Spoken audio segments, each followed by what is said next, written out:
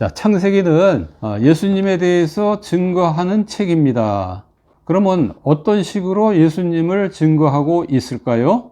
첫 번째는 예수님이 직접 증거하십니다. 두 번째는 하나님께서 예수님을 증거하십니다.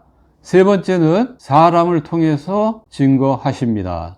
자, 첫 번째, 예수님께서 직접 나타나셔서 자신을 증거한다고 했는데요. 창세기 1장에 보면 예수님께서 말씀으로 이 세상을 창조했다라는 것을 알 수 있습니다. 참고 기절은 요한복음 1장입니다. 그러니까 예수님이 창조주입니다. 그러면 우리가 어떤 생각을 가져야 됩니까?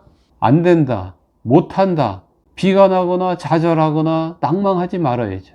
그 다음에 18장에 보면 소돔과 고모라에게 예수님이 심판을 행하십니다.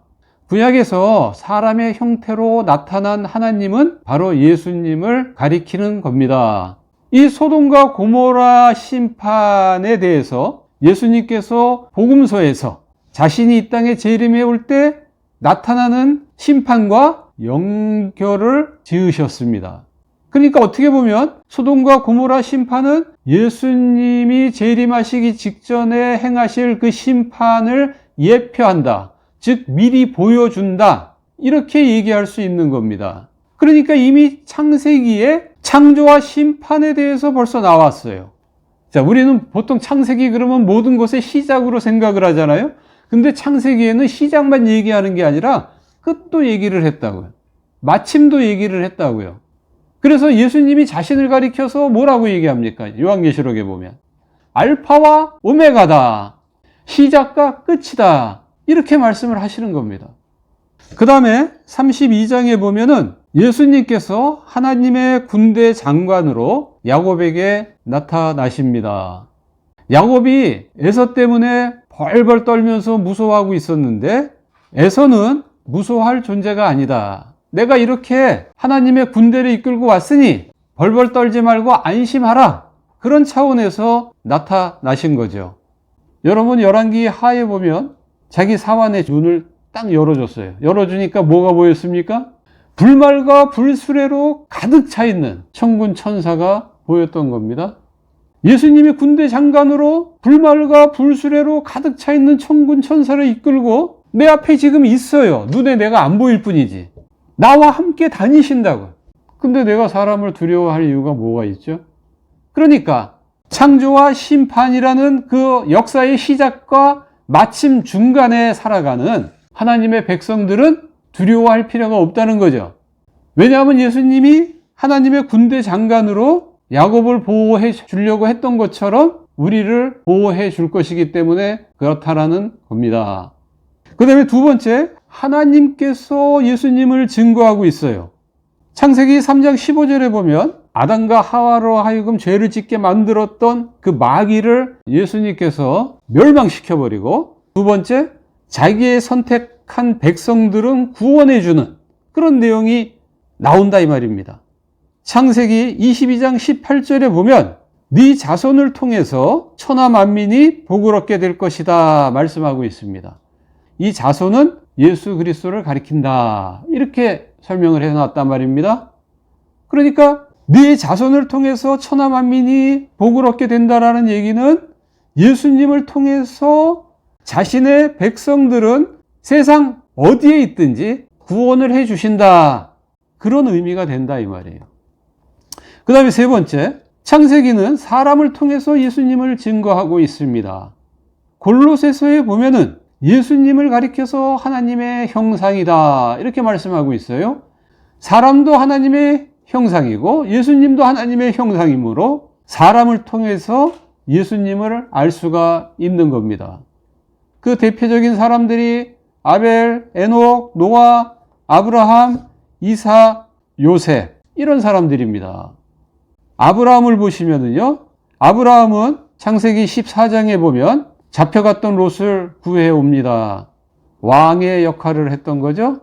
예수님한테는 세 가지 직분이 있습니다.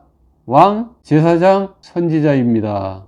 아브라함은 예수님의 삼직을 잘 나타내고 있습니다. 그 다음에 18장에 보면 아브라함은 소돔과 고모라를 위해서 기도를 합니다. 제사장 역할을 한 겁니다. 그 다음에 20장 7절에 보면 아브라함을 가리켜서 선지자라고 말씀합니다. 그러니까 아브라함은 왕이신 예수님, 제사장이신 예수님, 선지자이신 예수님을 자기의 삶을 통해서 잘 증거를 한 것입니다. 그 다음에 족장 가운데 세 번째, 야곱의 생애를 통해서 보면 예수님의 모습이 보입니까? 안 보입니까? 생애가 길게 나오는데 예수님의 모습이 거의 안 보입니다. 야곱은 자기 의가 강한 사람입니다. 그래서 예수님의 모습이 잘 보이지 않아요. 그래서 야곱은 노년에 말하기를 나는 험악한 인생을 살았다라고 고백을 하는 겁니다.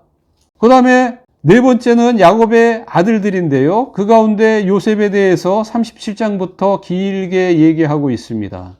요셉은 예수님을 증거하고 있죠. 요셉의 삶의 모습 속에 예수님의 모습이 보입니다. 요셉의 낮아짐과 높아짐을 통해서 예수님의 낮아짐과 높아짐을 우리는 볼 수가 있어요.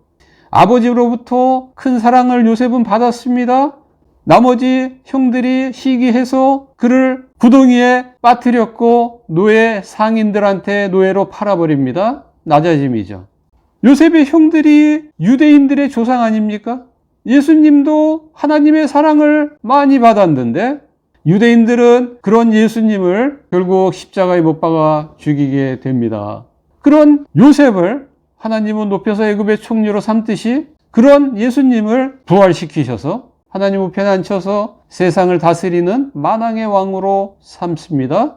총리가 된 요셉도 자기의 잘못을 시인했던 형들을 용서해주고 그들에게 양식을 주고 살 수 있는 삶의 터전을 제공해 줍니다.